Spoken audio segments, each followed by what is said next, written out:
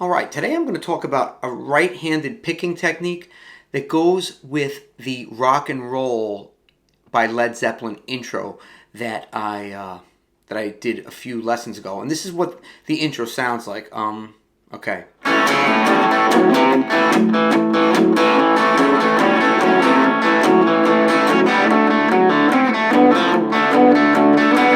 Okay, that's the basic idea of it. And somebody had asked a question, a good question, about how do we get the sound on the upstroke as well as the downstroke. So I'm going to do as quickly as I can a quick little description of what that is. So let's just take the A chord, the A power chord, right? A lot of times in strumming or playing guitar in general, we want an up and down motion at all times in our right hand. Okay, so on the way down, I'm palm muting. I'm playing the middle three strings, right? On the way up, I can do the same thing. What I'm doing is, on the way down, I'm kind of muting down, and when I come up, I'm letting go of the mute, so I get this.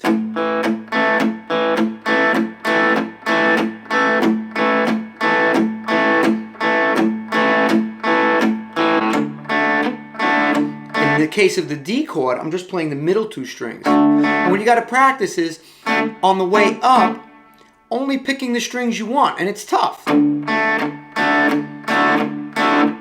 Okay? Now in the case of the D chord, I'm using the fleshy part of my first finger to kind of mute the top two strings, and I'm using my palm to mute the other strings that I don't want to ring out. So I can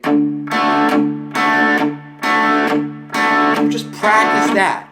Palm muting on the way down, and on the way up, just plucking the G and the D string. So, and then you can add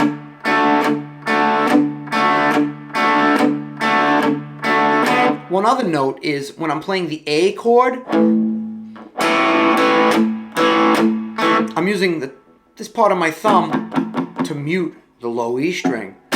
So when I go down and chop down, I really don't have to worry about other things ringing out, okay?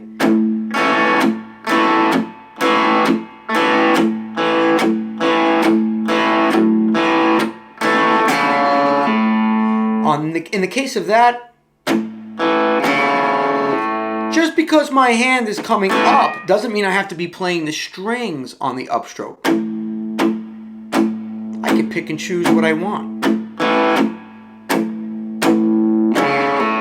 On the upstroke of that, I'm not picking the strings, I'm doing this pull-off. Practice that.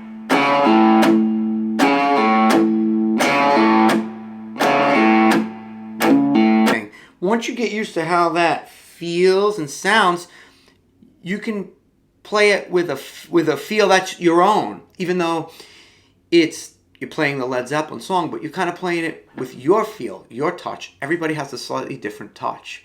And mastering some of those techniques in the right hand, how it combines with the left hand, is what's going to give you a sound, not just have you wiggling your fingers and putting your fingers in the right place. That doesn't necessarily make it sound good. The tone comes from how you groove, how you address the tone with the right and left hand. Okay, check out my YouTube. I have a lot of videos like on this type of subject. Okay, boom.